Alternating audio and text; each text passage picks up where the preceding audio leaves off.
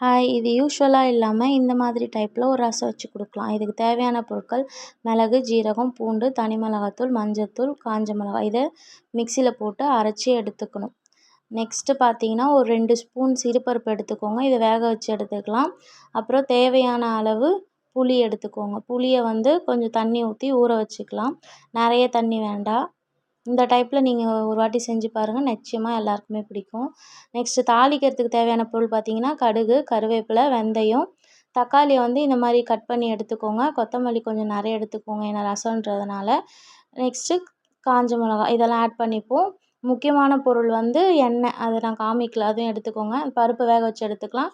மிக்சியில் அரைக்க வேண்டிய பொருளை அரைச்சி எடுத்துக்கலாம். நெக்ஸ்ட்டு அடுப்பில் பேன் வச்சுக்கிட்டு எண்ணெய் ஊற்றிட்டு தாளிக்கிறதுக்கு தேவையான பொருள் எல்லாத்தையும் போட்டுட்டு நம்ம தக்காளியும் வச்சுருக்கோம் இல்லையா, அது தாளிக்க அதையும் போட்டுடலாம்.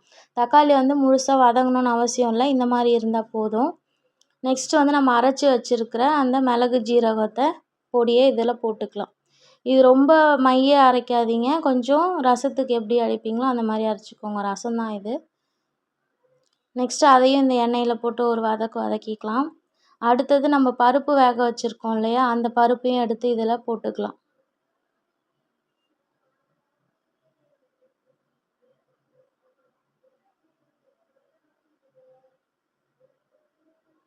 அடுத்தது நம்ம புளி தண்ணி சொன்னோம் இல்லையா, அதை கரைச்சி வச்சுருக்க புளி தண்ணியை ஊற்றிக்கலாம்.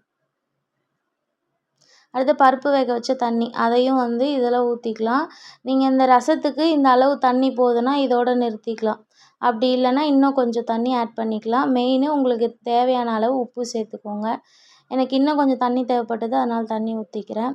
அப்புறம் கொத்தமல்லி இந்த ஸ்டேஜ்லேயே நம்ம போட்டுடணும். போட்டுட்டு கொஞ்சம் ரசம் ஒரு கொதி வர வரைக்கும் நம்ம வெயிட் பண்ணணும். ஒரு கொதி வந்துருச்சு, உடனே அடுப்பை ஆஃப் பண்ணிவிடுவோம். லைட்டாக அது மேலே பச்சை தண்ணியை ஊற்றிட்டு அடுப்பை க்ளோஸ் பண்ணிவிடுவோம். அவ்வளோதாங்க, டேஸ்டியான ரசம் ரெடிங்க. இதை செஞ்சு